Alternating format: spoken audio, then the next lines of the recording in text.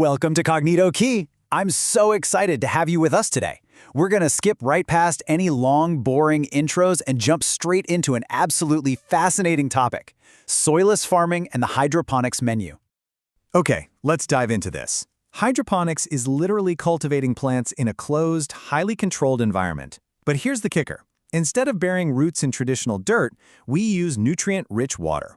What is absolutely amazing about this approach is the incredible resource efficiency. I mean, it can use up to 90% less water than traditional farming. Because it's a closed loop, the water is filtered, loaded up with nutrients, and recycled, rather than just vanishing into the ground.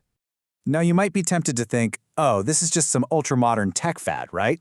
Well, actually, scratch that.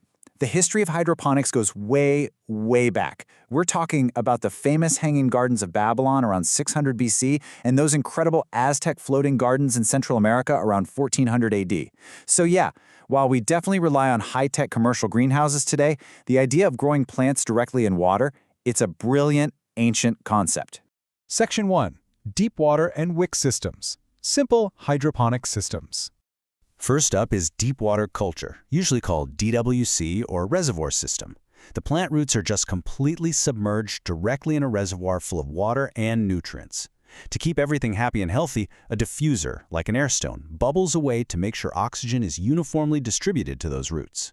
Now, what's really interesting here is the stark contrast between the pros and cons. On one hand, you get incredibly fast growth, and it's wonderfully inexpensive to set up. But on the flip side, maintenance is a real chore. You can only clean it when the system is off, and if your water gets stagnant, well, you're opening the door to some pretty nasty root diseases.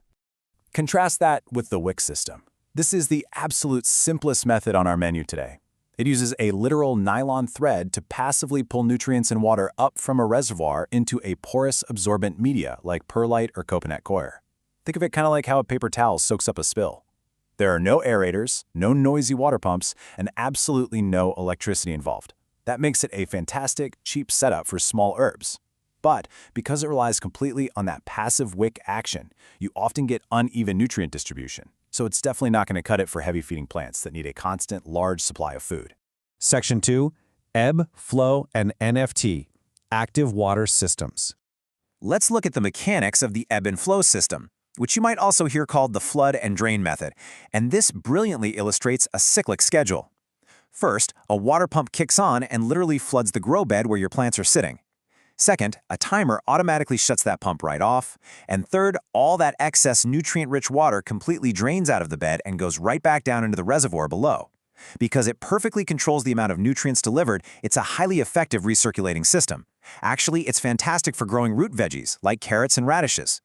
Next on the menu is the nutrient film technique, or NFT. This system uses a sloping channel where a water pump pushes a constant, super thin layer of nutrient solution upwards, letting it just gently wash past the plant roots.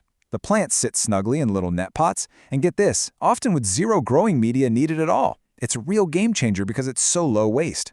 You do have to monitor it closely though. If your motor fails, or if those hungry plant roots overgrow and get all tangled up, they can actually clog the pipes and completely ruin your whole crop in just a matter of hours.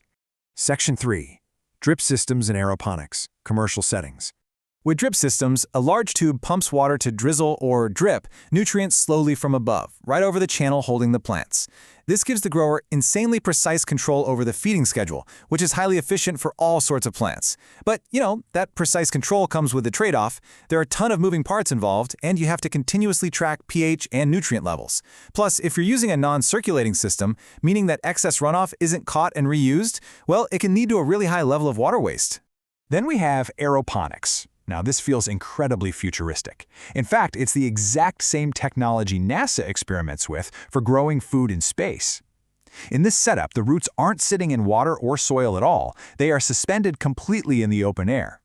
Mist nozzles in the reservoir spray a really fine mist of nutrient solution directly onto those bare roots.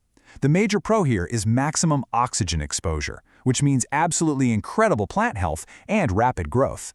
The catch? It's a pretty costly, high-tech setup to build, and those tiny misting nozzles can very easily become clogged with nutrient salts. So you'll definitely be doing a lot of frequent cleaning. Section 4. The future of farming. Force-fed flourishing.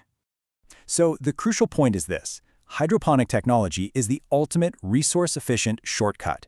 Instead of relying on massive, unpredictable fields of soil and worrying about the weather, we are literally providing plants an optimized, all-you-can-eat buffet of exactly what they need: water, oxygen, and nutrients. This means we can grow flourishing crops pretty much anywhere, saving both space and water. It's completely reimagining how we secure our food for the future. Thank you so much for exploring this with me today. If you found this explainer helpful, please make sure to subscribe to the Kognito Key channel right now, smash that like button, and share it with your friends. I want to leave you with a question. Will you try building your very own hydroponic system, or are you going to let the future of farming pass you by? I can't wait to see you in the next one.